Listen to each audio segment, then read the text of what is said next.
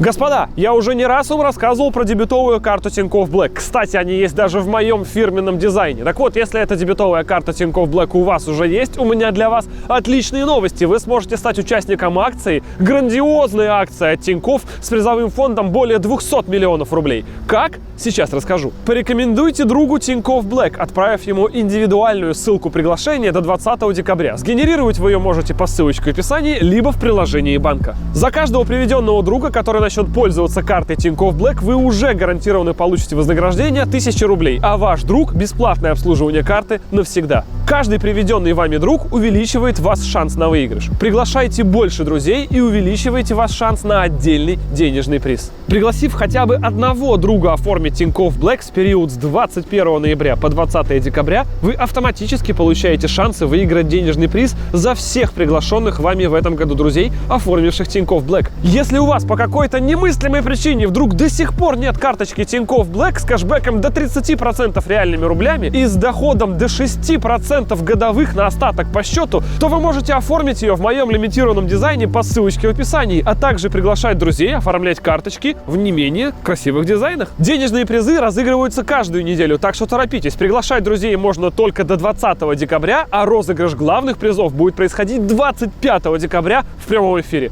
Времени совсем мало, ссылочка в описании. Действуйте. Воу. Так, что-то тут пошло не по плану.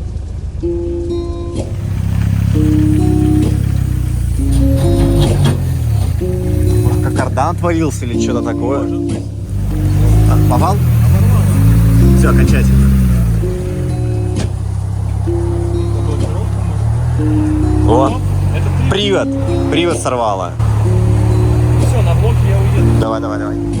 Живу сейчас с обломами, обломками не той любви, попытками не то любить, что нужно. Теряю смысл, но и пусть невыносимой стала грусть в комнате, что с потолком не чужды. Я уплыла в океан, жила в красный сарафан, и я забыла, что ты есть, я внесла в эту сеть, я бы не была бы здесь. Господа, здравствуйте! Добро пожаловать на эту серию, которая у нас полна проблем. Все эти проблемы у нас были давно, мы их откладывали на последнюю серию, и вот эта последняя серия наступила. Из чего мы можем сделать вывод, что все очень плохо и по плану одновременно. А значит, кризис не существует, если ты к нему готов. У нас реально давно и долго копилось что-то, но что-то подбросилось у нас буквально недавно в последнюю серию. Это непосредственно то, что привод открутился от редуктора. По секрету вам скажу, что и передние болты тоже подтягивал Паша в Reforma Styling, то есть они тоже начинали откручиваться, при том, что с ними все в порядке. Болты у нас были новые, смазки везде хватало, момент затяжения поди на ключу. Короче, все пушка. Сейчас все расскажу, как решим.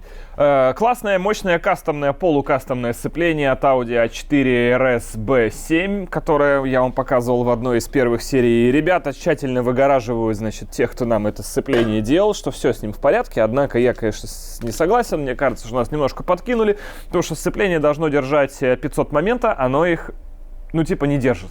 Оно начинает срываться где-то на 490. То есть, может быть, даже оно номинально ровно 500 держит, но запаса в нем нет. А у нас периодически, учитывая квадроланчи, когда вы кидаете сцепом, нам нужно, чтобы был хотя бы какой-то небольшой запас там. Но его оказалось, что нет. Поэтому с этим сцеплением все нормально. Да, видно, вот даже здесь вот оно лежало на полу, как с него пыль осела, оно все в пыли.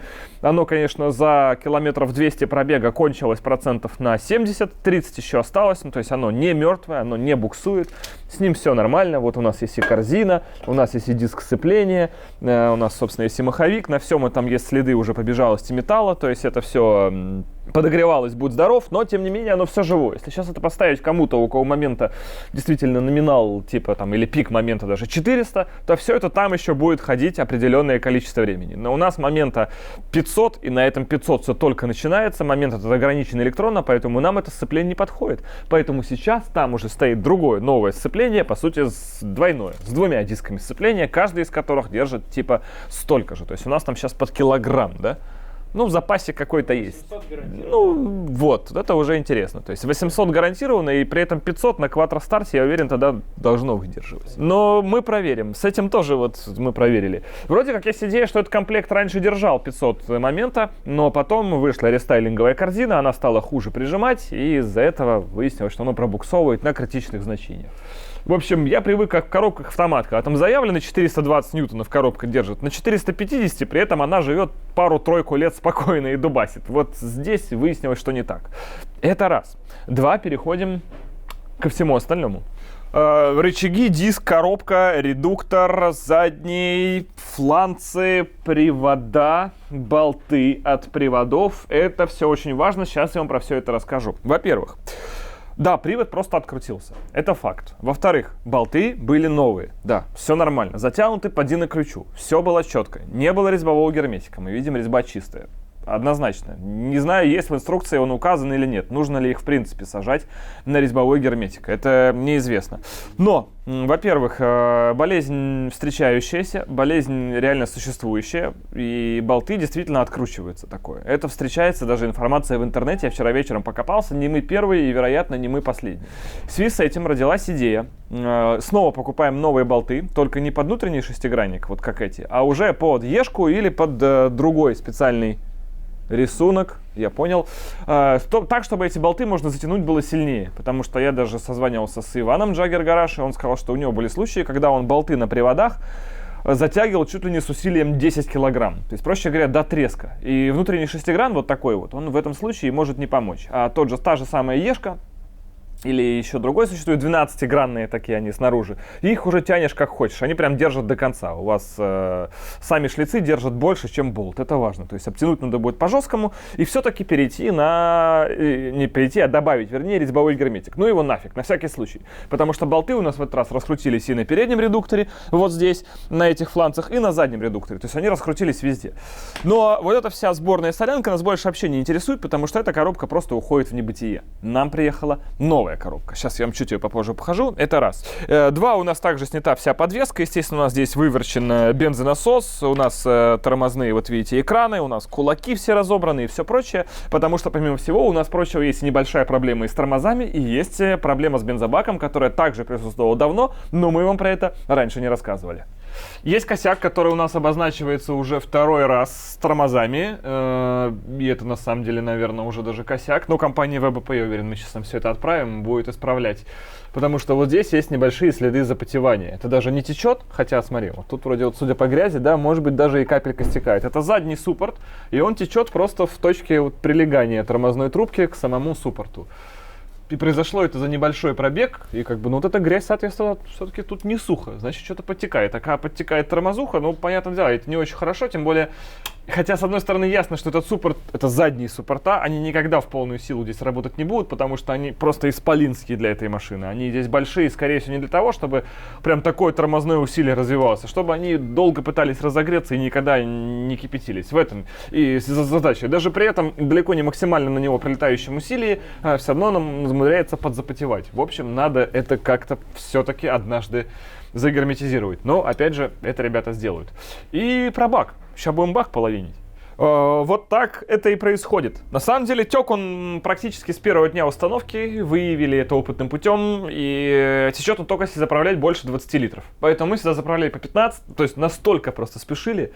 А чтобы снять бак, нужно снимать подрамник. Или очень замороченно его снимать. По времени это занимает столько же без снятия подрамника, сколько со снятием. Что просто ждали к тому моменту, когда у нас будут еще какие-то доп. Работы. И мы практически неизбежно знали, что эти доп. Работы могут наступить. Собственно, они наступили, поэтому скидываем не отдельно для этого подрамника, уже по случаю. Вот, он сейчас полностью заправлен, но не переживайте, это не бензин, это вода, потому что бак сейчас будет распиливаться, естественно, для этого он заполнен той жидкостью, которая не будет гореть. Следовательно, течет он где-то вот там, вот где-то вот, и прямо течет он прямо по шву. Сначала думали, что варить бак, наверное, это бред. Логичным образом залезли на площадки по объявлениям, думаем, найдем другой бак. И они все примерно в таком состоянии. Со следами сварок, тоже уже какие-то там переделанные, переклепанные или сильно ржавые. Плюс, покупая бэушный бак, ты еще не знаешь, какой он внутри.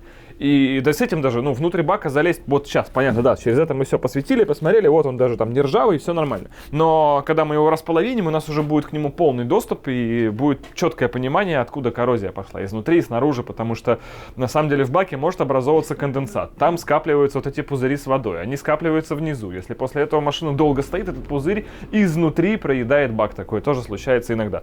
Так что сейчас мы его располовиним. Заварим все, что не надо, обратно соберем и соварим, поскольку он металлический. Пластиковых их на сотке не бывало. И будет уже железно, точно починенный бак. Наконец-то заправим полностью и вольнем.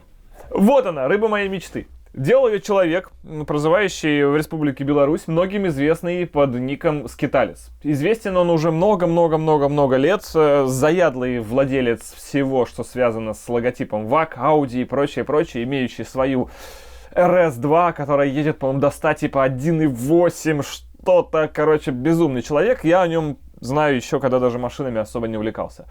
И он под заказ собирает коробку. Да, это бэушные элементы, но он сам ищет валы по Европе, их сам отсматривает, и имея богатый опыт по его аккаунту и деятельности в интернете, вообще в целом видно, что он прям на «ты» со скоростью и мощностью, но он может под заказ собрать коробку, которая будет держать столько, сколько нам надо. Мы озвучили свои параметры, он сделал к этому запас немножко и по моменту, и по мощностям. Пары сохранил, какие у нас и были, чтобы сотка была в отсечке второй, только она у нас, по-моему, теперь 6-ступая, если не ошибаюсь. Была 5-ступая, станет 6-ступая. На разгон до сотки это никак не повлияет, на 100-200 тоже. Просто будет 6-я передача. Она на самом деле сугубо опциональна в эсках и в сотках. Если, ну, обычные, да, гражданские машины, понятно, 6-я по трассе вам поможет. В моем случае, что это 6-я есть, что нет, включаться она будет крайне эпизодически. Но, грубо говоря, пусть будет, почему бы нет. Ну, таким образом, мы просто берем сейчас эту новую коробку, ставим на наш двигатель, на котором уже установлено новое сцепление, и закрываем все вопросы, по идее, с пробуксовкой на первой, второй, третьей и какой еще угодно передач. Получаем всю реализацию момента, наконец-то четкие передачи, потому что в комментах задолбали. Костя, ты не умеешь переключаться? Костя, ты не попал в передачи? Тебе нужно узнать, что такое там shift какой-то там. Ребята, если коробка, отрыгнула фиолетово, умеете, если просто нет второй передачи, просто они включают, видите, синхроны сдохли, все, приехали. Ку-ку, мой мальчик, не попасть во вторую, если синхронов нет. Чего вы мне затираете, что там не умеешь? Вот сам вытащи из своей коробки синхронизаторы, блядь, и втыкай эту вторую весь день. Потом снимай видео, выкладывай, а я тебе буду рассказывать, какой ты безрукий.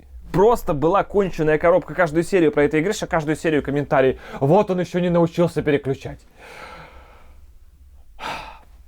Хейтеры, люблю вас. Продолжаем.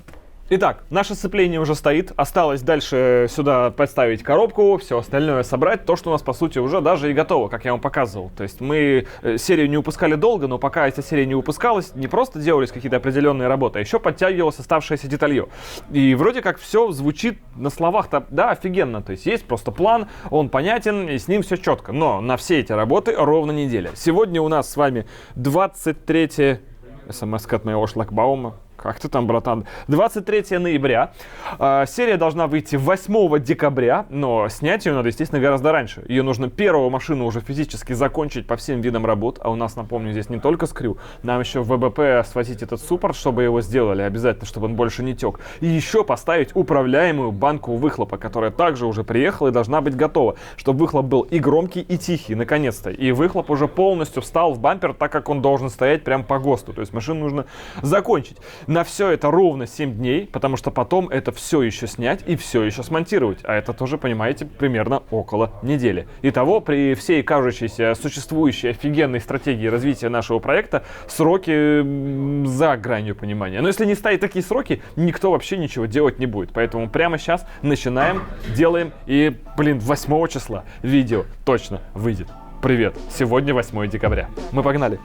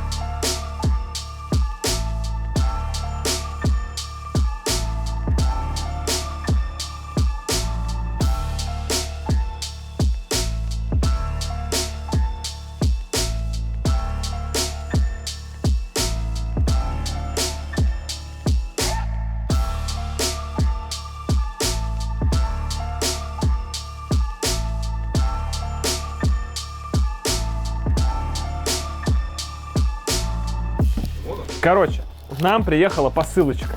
Я не знаю, что в ней. Но Ярослав ее уже открывал, и поэтому рекомендовал открыть ее мне. Итак, привет, Константин. Прежде чем распакуешь посылку, как я и сделал, пообещай, что больше не позволишь дяде Ване утопить машину, любую. Не могу такого обещать. Иван взрослый независимый мужчина и делает, что хочет, в том числе и с машинами. Он их строит, он их и топит, имеет право. И еще передай привет Игорю, очень оперативный админ. Пишу ему в ВК, спрашиваю, когда ставить посылку, молчит. Правильно делает. Тут, братан, я с тобой пока что не согласен ни по одному пункту. Ярослав красава, сразу ответил, предложил отправить скрю. А вот теперь согласен. Внутри тебе символ истории про хутор. Второй канал должен жить. Пуляй ролики. Кирилл, Вологда. Мобильный телефон 8 981. Так, здесь какая-то доска с логотипом. Мастерская АУ. Это подставка. Как все время вот они сушат это, я не понимаю. Я пытался много раз такое сделать. Растрескивается. С двух сторон покрасить и газеты. В общем, это у нас вот такая штука. Это бобер. Сувенир бобра. Тот же самый, который на худи наших. Скоро, кстати, мы все-таки запустим еще одну партию. И тем не менее. Это причем ольха, я чувствую. А если понюхать? Если понюхать, лак. А думал ольха, оказывается лак. Ясно. Ну, в общем, спасибо. Спасибо огромное за сувенир. Ярослав.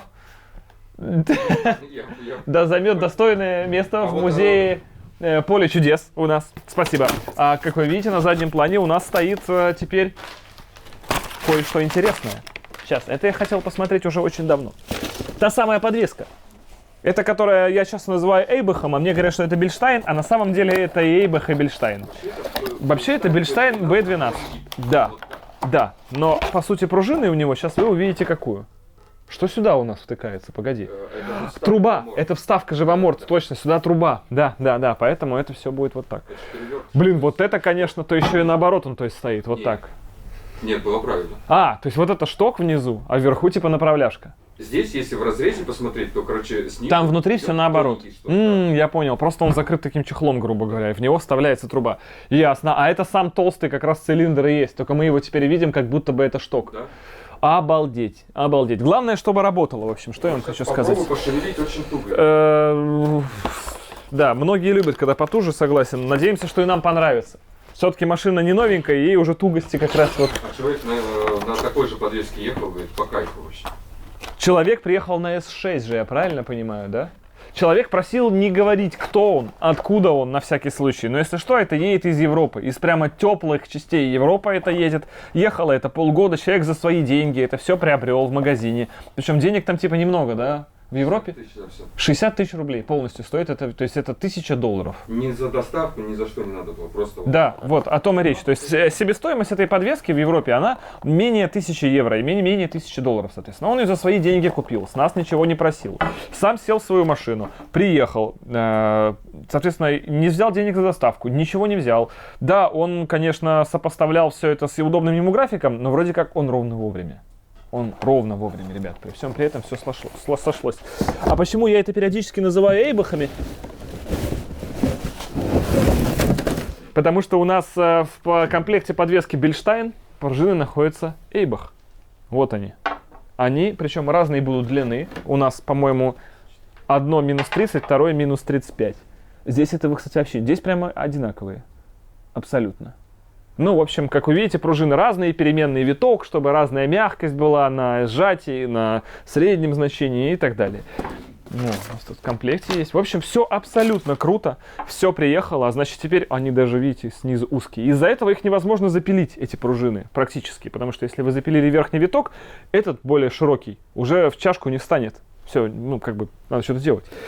Поэтому изготовить их под заказ в России также можно, это не проблема. Можно было их импортозаместить. Есть ребята, спасибо огромное, которые предложили, но сама оснастка, чтобы произвести такую пружину, в районе полтинника, да, ребята сказали, стоить будет? Там крепко будет, за счет того, что это разовое. Да. То есть, скажем, вот такое они бы еще сделали даже. Хотя тоже низ, видишь, пониже. Ну, такую пружину, то есть, сделать вообще не проблем практически по себестоимости. Любое усилие, сжатие, там, все это, хотя тоже переменные тоже они сказали, да, Нет, проблем? переменные можно Не сделать, проблем. А именно вот такой Да. бочкообразный, это сложно. Вот, поэтому это тоже все можно сделать, это просто бы вышло еще дороже. И пока у нас сохранялась надежда, сохранялась возможность, и благодаря таким добрым людям в Европе, которые существуют, и просто не называть их имен по объективным причинам, все-таки подвеска у нас. За что? Огромное спасибо. В России, если здесь ее покупать в магазинах, она стоила бы в 2, а то и в 3 раза дороже.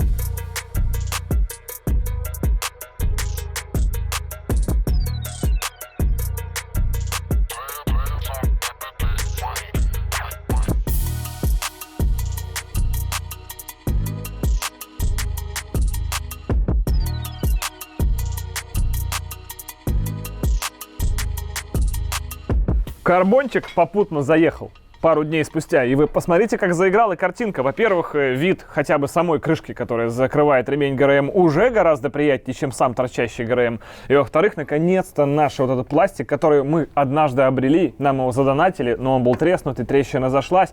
Теперь он наконец-то полноценный. Осталось сюда 2 каких-нибудь высококультурных, высококачественных, красивых метиза зафигачить, чтобы это все было окончательно закреплено. Ну и, естественно, мы продолжаем тут всем коллективом обсуждать ваши бесценные комментарии. Часть из них под собой не имела никакого основания, а часть, конечно, основания имела. Например, что мотор снова дымит. Я воздержусь от оскорблений, потому что их здесь можно как и в адрес этих комментаторов адресовать, так и в адрес меня. Если из простого, то действительно мотор дымил. Но если из сложного, то на самом деле 60% всего дыма, что вы видели в видео при этом старте эпическом, это колеса. Вы не поверите. И даже есть тому подтверждение. Вот ребята ехали сзади в Селтосе, Никита с Владом, и снимали, как я еду сзади, и можно просто послушать, о чем они говорят.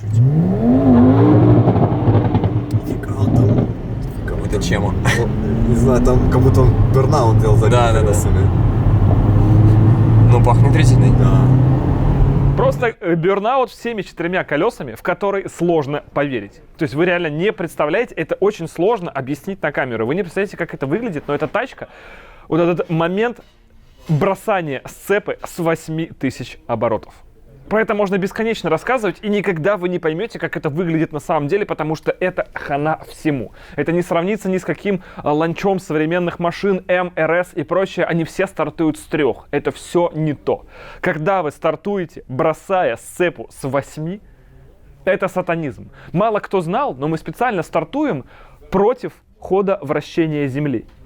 Если мы стартанем по, она может остановиться. Это будет неприятно, в Африке будет не урожай, понимаете? Поэтому эта машина крайне опасная, крайне серьезная. Ну и вы просто, вот я точно могу говорить, вы не представляете. Никто никогда не может тронуться, бросив сцепу с 8. Во-первых, потому что у вас просто сгорит сцепа. Во-вторых, потому что моторы практически никогда не крутятся в 8. Это тот самый случай. И когда вы так стартуете, происходит абзац. Все 4 колеса, а сзади у нас блокировка, напомню, вы знаете, начинают буксовать до бернаута. Потому что это моментально огромная скорость. Первая передача в отсечке здесь, это где-то под 60. И считайте, что у вас машина стоит, а все колеса резко начали крутиться 60 км в час. А на обычных машинах с не такими длинными первыми передачами, не с такими длинными вторыми передачами, примерно бернауты делаются на первой и на второй передаче. Здесь происходит то же самое, просто у вас 4 бернаута происходит с места одновременно. Через это огромное количество сизого дыма вырубается. Во-вторых, сизый дым из трубы все-таки был.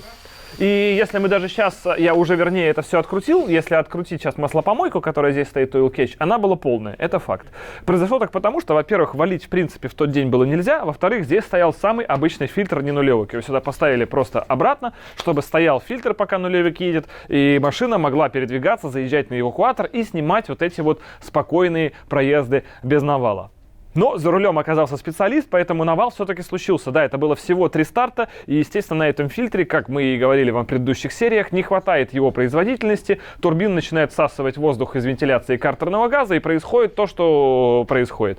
Поэтому он действительно дымило.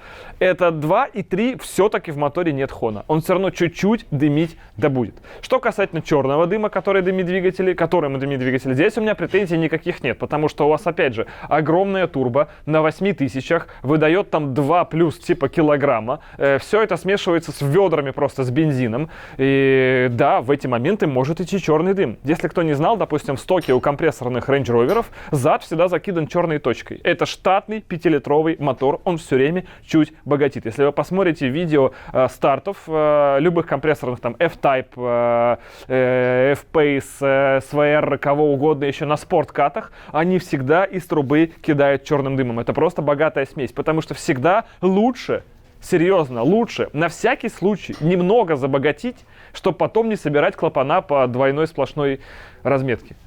Это прям нормально. Так что то, что она чернит иногда, да, это неплохо. И именно из-за того, что она чернит, ламбы на старте чернят. Потом и получается прострелы с огнем. Почему прострелы с огнем получаются из трубы? Да потому что гребаный бензин догорает в трубе. Это получается или когда у вас труба короткая, как в случае с ламбой, и просто бензин там, вы видите просто физически то, что вырывается из двигателя еще и в остатке. Или когда часть топлива сгорает непосредственно в глушителе. Почему она в глушителе оказалась? Потому что супер богатая смесь. Потому что лучше, опять же, забогатить. Так устроены двигатели. Можем сюда поставить спорткаты без проблем, и перестанет дымить. Не будет ни сизого, ни черного.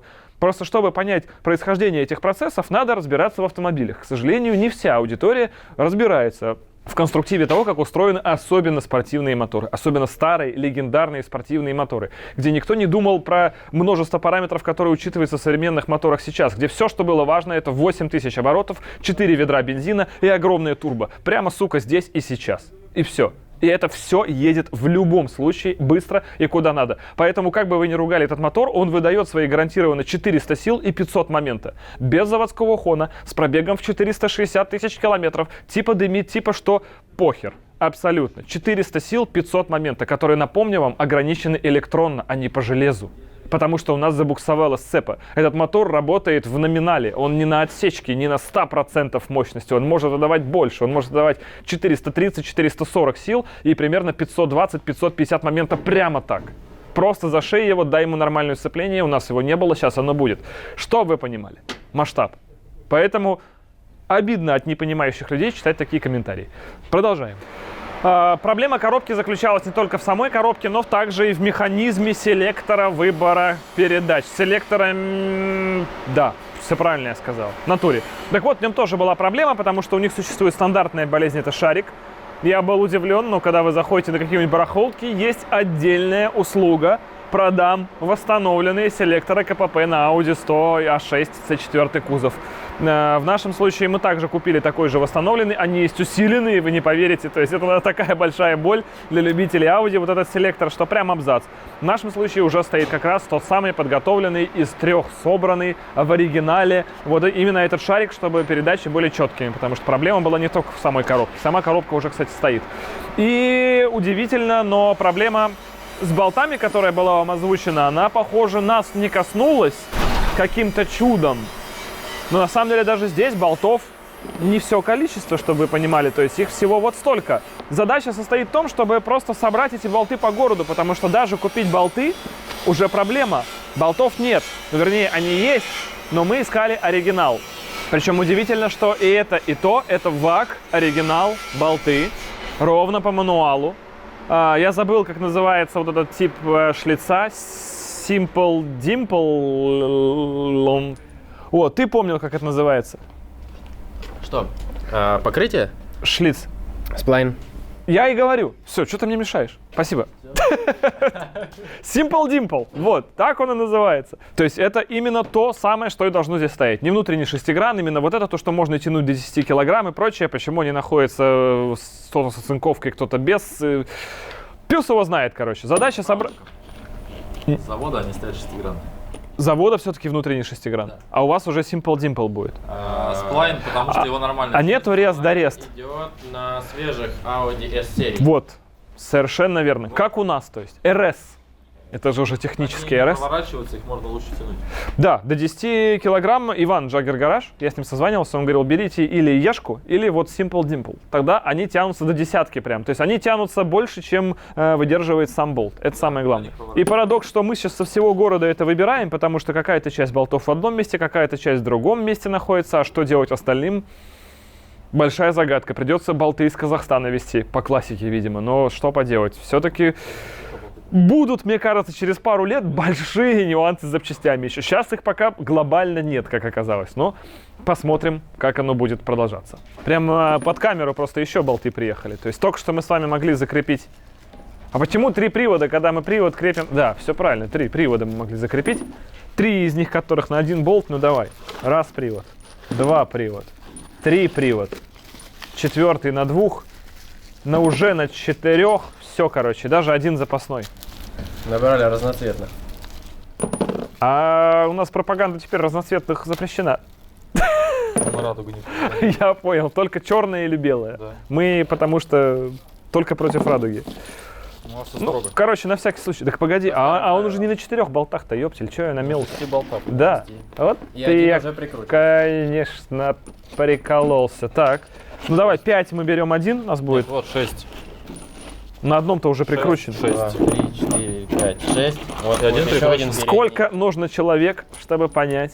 Это передний. Короче, будет у нас такой всё же белый. хватает? А задний можем сделать черный, белый. Раз, У тебя творческая профессия. 2, 3, 6. 3 и 6. Все, вот задний будет. Теперь можно не прикручивать. Нет, вы ошиблись. Я специально дал вам паузу. Теперь можно распотрошить привода полностью. Сейчас объясню зачем.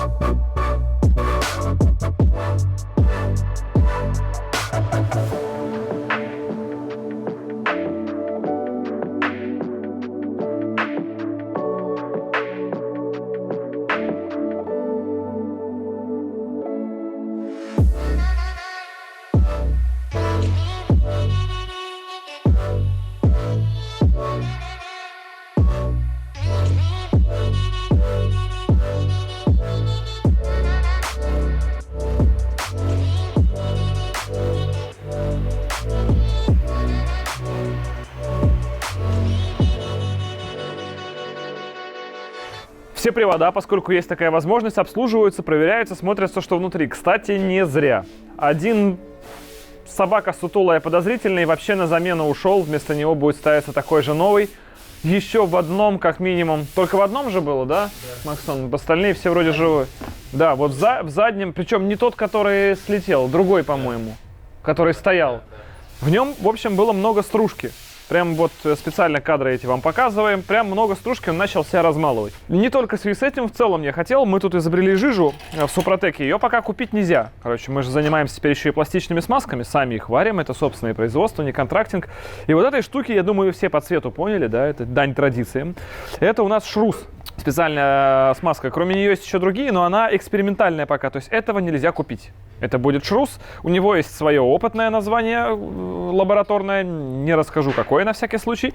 Но, тем не менее, он сейчас проходит пока что испытания. Сварили его мы всего лишь килограмм 20 или, может быть, даже бочку чуть побольше. И 1 килограмм я вот прямо на заводе специально ребятам сюда привез. Им перенабьем все привода. Посмотрим, отрыгнут или нет. Тем более мы уже точно знаем, какой привод у нас совсем на грани был. И он уже со стружкой, то есть на него будем особое внимание обращать.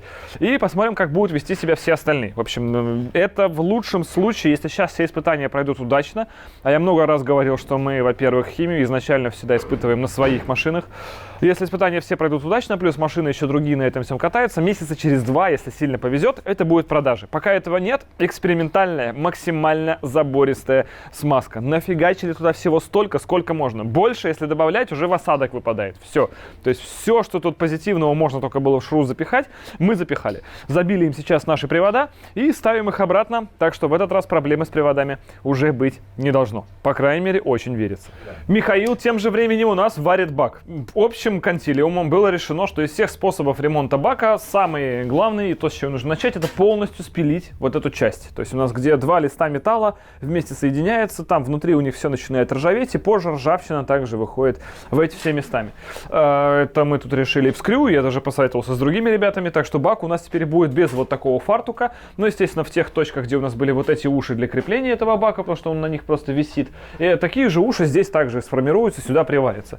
Мы честно пробовали найти другой бак, даже не 1, не 2, не 3, они все примерно такие, они все уже с начинающейся коррозией, нет никакой гарантии, что поставив новый бак, тем более который какое-то время лежал на разборке, в нем внутри может быть также вода, ржавчина и все прочее, мы в итоге через там те же полгода или в следующем сезоне не придем вот ровно к этой же картине. Поэтому пластиковых баков не существует, решили взять уже существующий наш, но железный, и огромную часть железа, которая уже действительно с раковинами более-менее злыми, все-таки подвыпилить и вставить вместо них новое железо. Все это максимально зальем какой-нибудь еще бензостойкой краской, чтобы это все же долго и счастливо и максимально пыталось не коррозировать. Ну и надеяться на то, что все-таки условия эксплуатации Audi у нас будут уже далеко не на повседнев, далеко не по соли она будет наматывать сотни тысяч километров. Но тем не менее. Самое главное, что сейчас будет то, что вы больше всего любите. Сварочка. Побольше сварочки.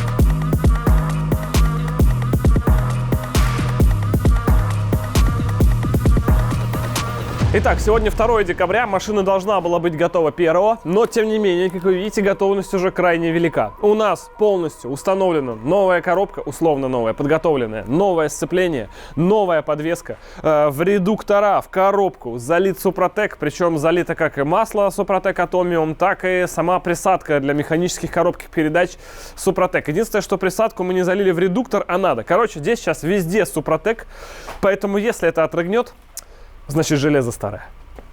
Сейчас мы все ожидаем, что она должна оказаться чуть выше, чем была, но главное, чтобы не критично выше. Пленка на арке, конечно, немножечко сейчас... Так, я уже пугаюсь. Это все? Это сток? Да нет, погоди. Что за шляпа? Она равномерно джип получился. У меня Wrangler ниже. Не, мне кажется, надо ее покатать. Нет, это шок какой-то, погоди. Садится? Ну, типа, наверное, но чуть-чуть. То есть она сильно выше, чем была. Она еще разомнется, типа. Не, она по-любому разомнется. Но я даже сам себя убеждаю в том, что вы правы. Хотя этого не знаю точно. Это важно. Да, она капец высокая стала. Не, ну смотри, вот рядом с ней стоишь, как бы она... Но она не выше человека, да, я согласен. Уже хорошо. Все-таки Wrangler повыше будет. Ну, как бы она вообще трындец. Ты смотри, тут 4 пальца. А ты Короче, будешь ночевать? надо покатать, и она типа, ну она подсядет, это точно. И надо ее покатать. Может, сейчас ее просто вперед-назад прокатим? Не, нужно, чтобы она ощутила вот эти ямки, все неровности. Да? Ну да, это бог, конечно. Короче, пока что она высокая. Мы видели фотографии этой машины с этой подвеской, и на фотографиях она, естественно, ниже. То есть там буквально палец между колесом, но может с 2 пальца. То есть она выше, чем у нас была в предыдущей серии, но ниже, чем сейчас, сильно. Блин, ну за пару дней-то, что сейчас мы ее делаем, она не сядет точно. Короче, на этой серии тачка получится высокая, я чувствую. Не факт. Ну, поездим, посмотрим. Но в любом случае мы хотя бы сейчас имеем нормальные амортизаторы, которые будут нормально работать. То есть мы можем уже смело оценивать некую рулежку, как она реагирует на ямки, стало ли слишком жестко или наоборот слишком мягко, что добавлять, потому что это уже наконец-то человеческий, хороший кит, хорошие подвески, на котором мы можем что-то исполнять. Это самое главное, потому что до этого что там было, это Митака с пиленными чуть-чуть пружинами бэушными от этого же комплекта, кстати, от B12. Ну, Эйбахи там, вернее, были с занижением. В общем, там был абсолютный мрак, просто чтобы машина ездила. Сейчас вроде как надо, но нужно, чтобы чуть-чуть подпросели пружинки. Ладно, прям интрига, смотрим. Сначала, что хочется попробовать? Первым делом это коробка. Просто хочется попробовать коробку и... Так, сейчас. Не то, чтобы она идеально воткнулась, конечно. Ну-ка, пробуем. Первая у нас. Ну, коробка стала четкая, однозначно. Ну-ка. Да, теперь все. И вторая без хруста, обратите внимание. О-хо-хо-хо. Короче, теперь коробка как коробка. Просто переключаешься, едешь, вторая вниз, пожалуйста. Все, что хочешь, куда хочешь, теперь переключается. Наконец-то. Вот я могу даже ехать. Первую сейчас подоткнуть могу. Все, теперь тихо. Видите, вот с оборотом прогадал. И... Ну-ка. Четко.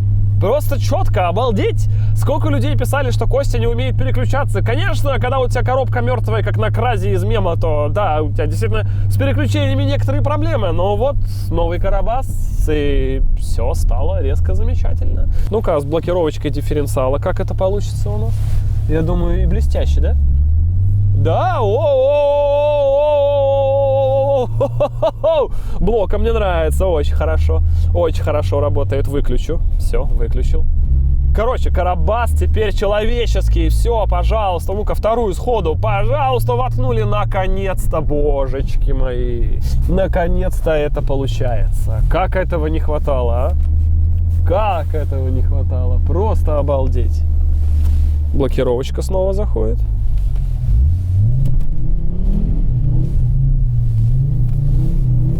Офигеть, она контролится на летней-то резине. Ха-ха-ха! Она что-то мне нравится.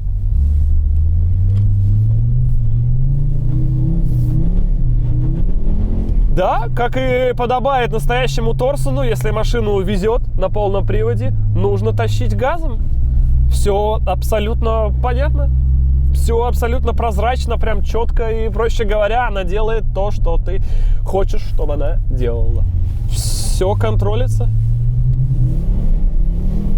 Передачи длиннейшие, поэтому даже если вы не переключились на следующую передачу, вы вытягиваете на этой передаче. Мне это очень нравится. Это прям круто. Самое главное, вы только что замечаете, что при этом никогда нет никаких хрустов у коробки, никогда нет ударов, скрежета и вообще ничего нет. Все замечательно. Все абсолютно замечательно. Ну-ка. Мы вот здесь вот вне зоны действия радаров местной охраны, которая не дает барагозить.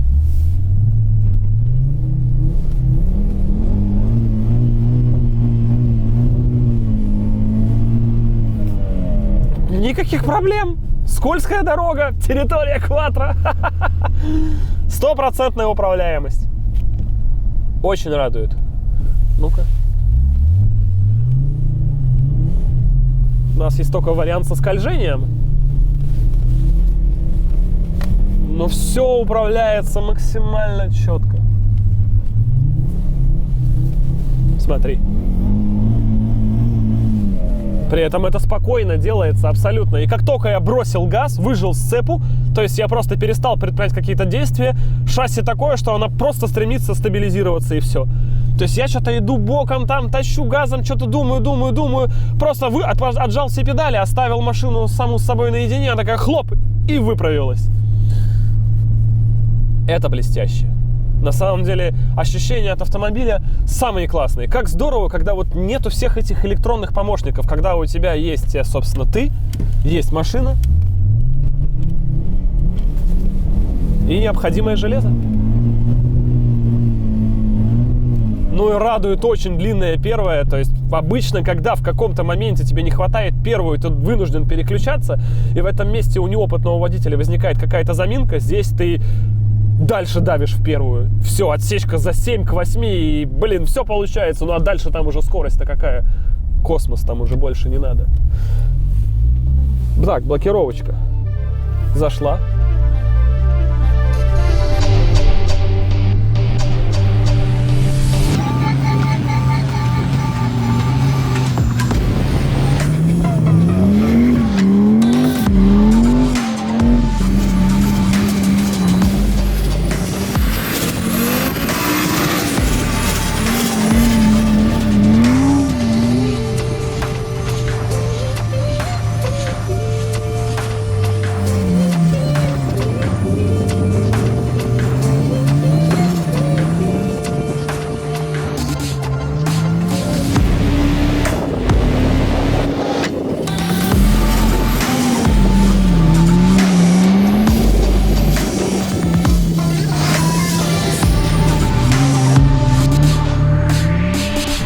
Это обалдеть.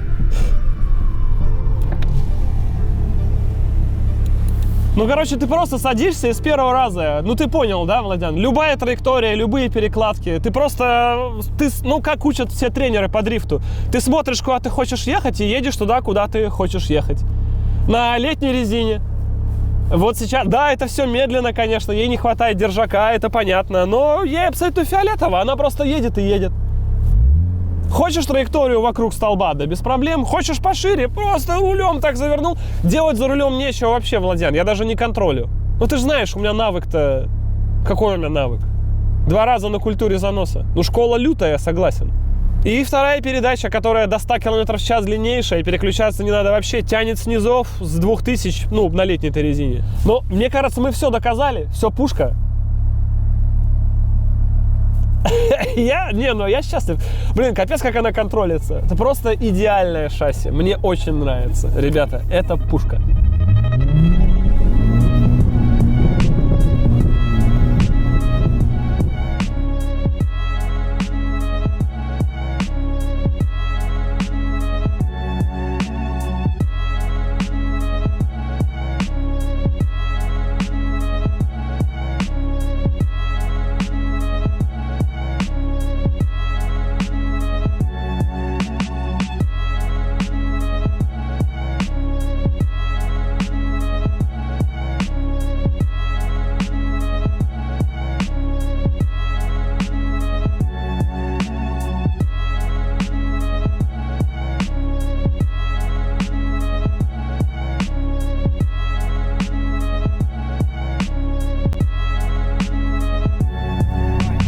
За 10 месяцев нам удалось таки, что фантастически на самом деле до сих пор странно и в это до конца не верится, нам удалось достичь поставленной задачи. Задача была помимо восстановления легенды, задача была еще в том, чтобы вернуть в строй одну легенду. Проект был неправильно сделан с самого начала, и, конечно, с точки зрения здравого смысла и логики так делать не надо. Надо делать на самом деле, как сделал вот яркий пример Антон Воротников. Он просто нашел S6 в хорошем состоянии, сделал необходимые изменения, довел еще до ума, аккуратненько оформил, и вот это и есть тот самый правильный подход к восстановлению старых машин. Вам нужен изначально хороший донор, с которым не будет всех тех проблем на равнейшем месте, с которыми мы столкнулись. В этом и есть прикол. Но я уж подумал, если я что и могу дать этому автомобильному миру, то это не просто починить и так неплохую машину, да, что тоже, безусловно, очень правильно и грамотно. Но я хотел именно пополнить этот золотой фонд выживших, сохранившихся на сегодня легенд. Мы действительно вернули плюс одну легенду в строй. Этих аккуратных тачек стало чуть больше. А это уже значение, которое, ну, трудно повторить, потому что на самом деле обычные машины что?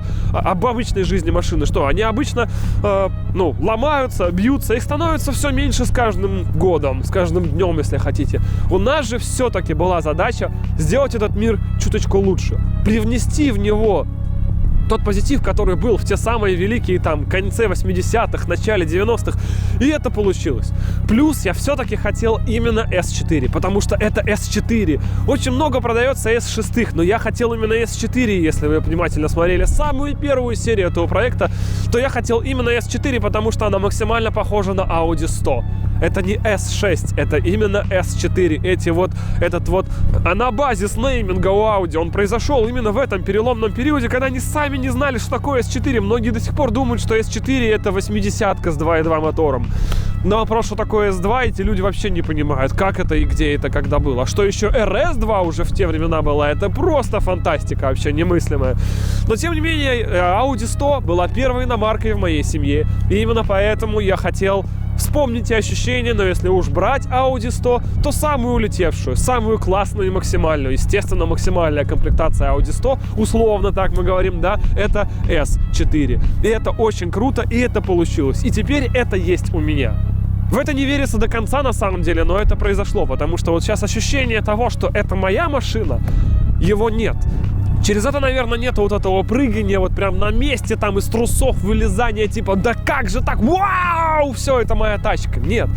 Потому что это было настолько сложно, в это вложено столько нервов, денег, это вообще уже просто... Деньги здесь не важны. Сколько бы у вас не было денег, они вам не помогут в таком масштабе проекта. Седых волос сколько было вложено, что в том же случае, как и со СВРом, как и с Хевом, с Range Rover'ами моими. Когда я их купил, первые 2 недели было ощущение, что это просто тест-драйв, и скоро я отдам машину обратно в пресс-парк. Сейчас это то же самое. Нет ощущения, что эта машина моя. Да, я участвовал в ее создании, она все время была подо мной, но она настолько крутая, что это не может быть моим. Это было бы нормально, если бы я сейчас стоял возле нее на выставке, если бы какой-то крутой чел приехал, и у него вот такой сохран. Да, все время до этого это была чья-то другая тачка. Кто смог ее найти, сохранить, восстановить и положить на алтарь этого автомобилестроения просто свою жизнь и свои деньги. И теперь это есть у меня, поэтому до конца, до сих пор я толком не осознаю, что это действительно моя машина, я поставлю ее себе в гараж, и когда наступит сезон, я буду на ней ездить. Это фантастика. Нету такого, но так у меня всегда. Впрочем, я четко понимаю, кто и где мое место, поэтому о том, что это может оказаться моим, я даже не предполагал. Ну и, конечно же, финалка была не финалка, если бы я не сказал спасибо всем тем людям, кто помогал мне. Вот многие спрашивают, вот это вечный спор в комментариях, да, Костя ничего не делает сам, он ничего там не поднимает, это все сделано чужими руками. И здесь можно, конечно, с одной стороны расписывать огромное видео, прямо целое, на тему, почему я ничего не делаю своими руками, хотя на самом деле могу, но это абсолютно здесь в этом случае не поможет. А можно просто сказать одну простую фразу, что чем более масштабные цели вы перед собой ставите, тем больше вероятность того, что вам понадобится команда. Если вы хотите построить себе дом на даче в одиночку, у вас это получится. Если вы захотите построить многоэтажный дом, вам понадобится команда. Даже Генри Форд в свое время говорил, что если ему дадут его людей, его команду, то он в любом случае снова поднимется, как бы плохо у него не были дела. Или что так как-то, в общем, это звучит пословица. Но это говорит действительно о том, что если вы ставите перед собой действительно масштабные, действительно сложные задачи, вам в любом случае понадобится команда. Потому что пока вы один, ваши возможности равны условно значению N. Когда у вас команда, ваши возможности безграничны. Потому что только размер команды определяет, насколько много и как классно вы все это сможете сделать. Это очень важно. Так вот, в моем случае такая команда нашлась, и я очень благодарен за это судьбе и непосредственно самой команде. Это в первую очередь мастерская Скрю.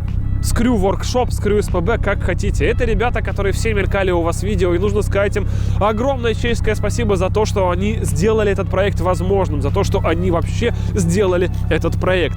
Многие лица, которые вы видели на заставочках, на экранах, не спали до 8 утра, чтобы потом в 11 снова выйти и продолжить работать для того, чтобы эта машина в срок вышла и получила новую серию на Ютубе. Они узнали много новых специальностей, обрели новые навыки для того, чтобы сделать, опять же, некоторые вещи, которые нужно было сделать с этой машиной, иначе ничего никуда не поедет. И это очень круто. Если бы не ребята из Крю, этот проект действительно, вероятно, никогда бы не осуществился. Но помимо ребят из Крю есть также очень много других людей. Это целые страны, я хочу сказать по секрету.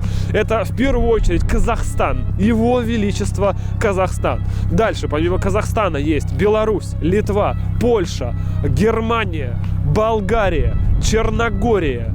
Есть еще Да чего только... Америка даже принимала участие, чтобы вы понимали в этом. Везде есть люди, которые всегда помогали доставать запчасти. Советом. Грузия, Великая Грузия, кстати, я забыл, сколько оттуда всего приехало. Спасибо огромное этим великим странам. А уж казахстанский аудиоклуб с его великим всемогущим администратором, это просто огромнейший вклад в судьбу всего проекта. Это огромное спасибо, поклон, низкий респект. Просто Паша с Reforma Styling, Вася с Фовилс реставрировал диски. Ребята делали карбон. Еще куча всего. Доводчики, полировка стекол. Это все разные компании, разные люди и огромные усилия. Владимир Истюн, который нашел оригинальные S4, именно S4 по вину фары, кто бленду восстанавливал и так далее. Малярка, Милриф, кто подняли этот кузов. Но это же настоящее безумие, ребята. Список всех перечислять можно, просто целое отдельное видео. Но в любом случае, даже если я вас не назвал, я вас помню. Поверьте, каждый раз, сидя в этом салоне, я вспоминаю, какое количество людей суммарно участвовали в восстановлении этого автомобиля. И за все это всем вам, ребята, огромный низкий поклон. Без вас этого бы не произошло. Если вкратце, при этом проект все равно не закончен, потому что нам нужен замок, как вы помните с прошлой серии. Да, он едет, ему ехать, вот видите, ему ехать на самом деле всего месяца 3. Он приедет и к весне будет заменен. Задняя банка глушителя еще не управляемая, она приехала, ее нужно только поставить, но мы ее пока не меняем, просто потому что наличие всех этих вещей никак не повлияет на осознание проекта. Он уже закончен, и все, что мы будем делать дальше, это просто самые мелочи, которые уже никак не поменяют тут весь кайф, все ощущение готовности этой машины. Поэтому это все выйдет уже весной вместе с 2,5 литра дизельным блоком, который даст нам более ранний буст, плюс 50 лошадей и, самое главное, более крутое ощущение, потому что чем раньше начинает бустить, тем приятней этим всем управлять. Чем лучше график, тем лучше разгон. И самое главное, весна нам даст что? Весна нам даст наконец-то те самые цифры разгона до 100, которых пока что, как вы видите, по объективным причинам мы получить не можем. Спасибо вам огромное, что смотрели все эти серии, что проявляли к ним такой интерес, который позволял нам двигаться дальше, позволял нам все это делать на каком-то отсутствии здравого смысла, просто потому что это всем капец как интересно. Такой же вам всем удачи, как мне с этим проектом. Надеюсь, она у вас будет всегда такой же, потому что за 10 месяцев сделать такое, это было сложновато. И пока. До встречи в следующих сериях и следующих проектах. Вы все большие красавчики.